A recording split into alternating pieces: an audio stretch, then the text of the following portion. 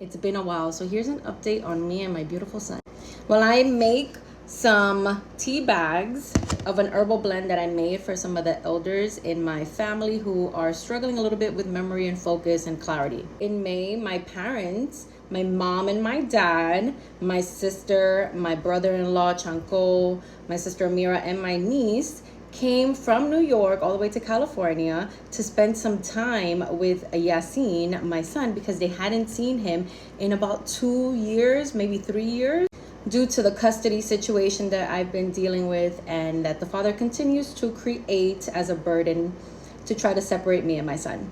So my parents and my sister and my brother-in-law, they made the trip to come for a weekend. And of course, I'm still recovering from the exhaustion of just hustling and working super hard to try to come up with $500.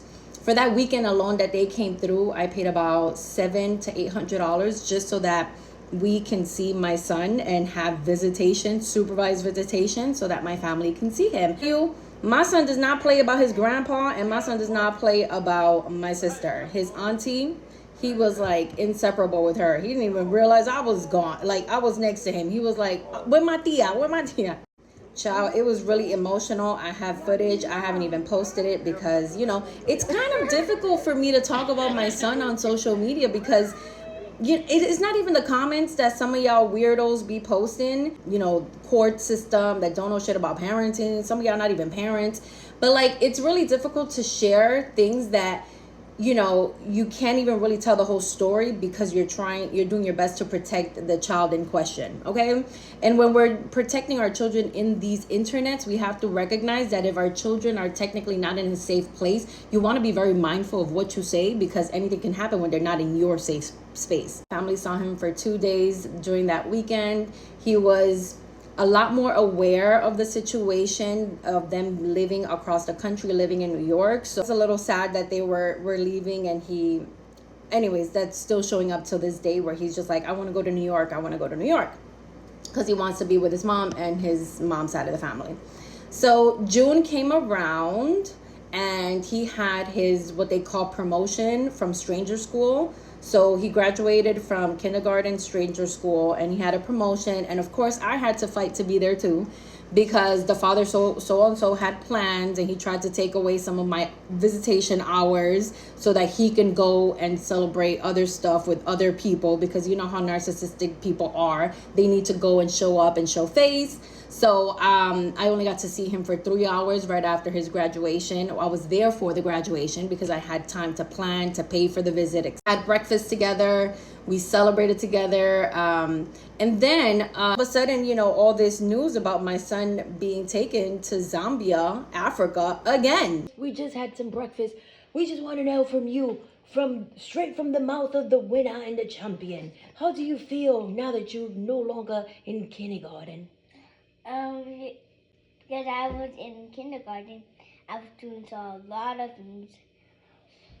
You were doing a lot of things outside. Kindergarten means you're supposed to be outside in the garden with your mumsy, but you didn't get a chance to do too much of that now. Are you excited for the first grade to be outside with your mumsy? Yes. We love your answers. How do you feel? It's now summertime and it's ready for play and travel and experiencing new people, places, and food. 1 to 5, 1 being terrible, 5 being good. How do you feel? Good, because I'm going to go on the monkey bars. He's going to go on the monkey bars? We are so excited as we continue to develop this story here. Elmo says, congrats on your kindergarten promotion. You have just been promoted. We love you.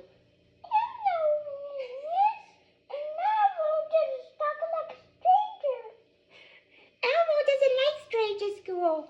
Elmo's so proud of you, and Elmo graduate with you too, okay? Elmo loves you. Mwah. Mission Complete.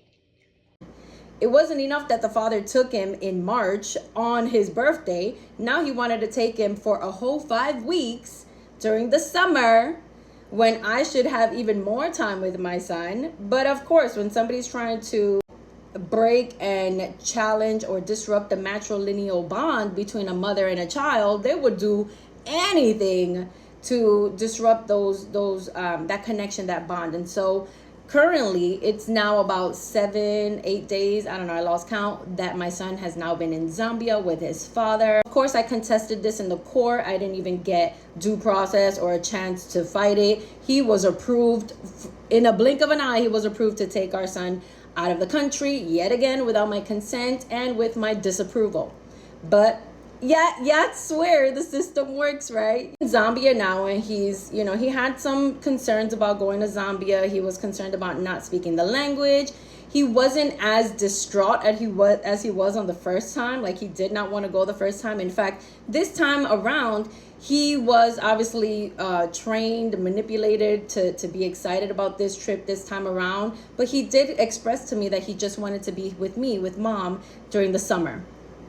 He wanted to be with mom, and now he's saying things like, I want to go to New York, even though he's in Zambia with his father for the next 3 weeks, because they're going to be there for 5 weeks. Anyways, it was a lot. But nonetheless, I am staying positive. I am working on myself. I am taking care of myself. Reminder for all those mothers out there who may be struggling with this kind of manipulation that you have to, surf through, fly through, you have to swim through, honey. Keep your head on a swivel, but keep your head grounded. But there's just so much things that I've been wanting to just focus on, teaching my son and sharing with him and learning with him and experiencing with him. Like, he's demonstrating a fear of like swimming because he's obviously had some not so positive experiences in his dad's possession with swimming. So he doesn't know how to swim yet. He's already 6. Everybody should know how to swim, especially when the world is 90% water. All right. I don't know if that's true, but look it up. All children need to learn how to swim as a life skill. Okay. So this summer I really intended to take him to swimming classes. I intended on teaching him how to tie his shoes, because this dexterity kind of knowledge and wisdom is necessary, because this is why people have like carpal tunnel and arthritis when they get old, because y'all not even flexing your hand muscles anymore. Anyways, the Dollar Tree for all y'all moms and dads who are learning how to tie shoes at home. You can use the shoes, or you can use something cute for $5 on Dollar Tree. I'm trying to talk fast so that we can not spend 10 minutes here, but long video. I've been taking care of myself by doing things like going hiking, socializing, so going to Temazcal, which is a cleansing ceremony. I've gone to 2 already in the last few months, and so I've just been nourishing my soul and my spirit to stay grounded. I've been writing. I've been doing a lot of spiritual relationship guidance with you all on TikTok, and having great conversations with people navigating the intricacies and difficulties of relationships and the meticulousness of co-parenting or parallel parenting. Life is challenging, but we still have to show up. Us moms don't really get an opportunity to have a breakdown, because then our children are affected. So tune in with nature. Nourish your soul, nourish your spirit, nourish your body. More updates coming soon about what I'm working on, and thanks for caring about me and my son. I wish that all moms and all children are safe, are grounded, and are not being affected by the behaviors of people who are just so out of their body, disconnected. Love y'all.